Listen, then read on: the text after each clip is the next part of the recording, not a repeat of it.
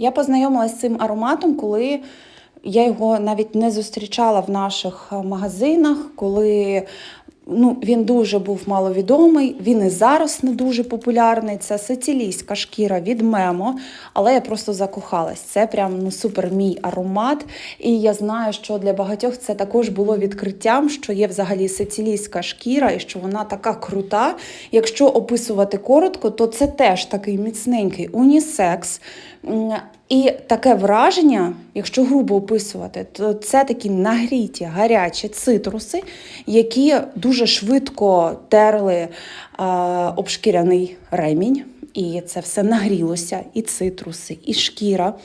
Але при цьому аромат звучить свіжо, проте тепло. Тобто він такий свіжопряний аромат, можна сказати, дуже приємний, дуже сексуальний, як на мене.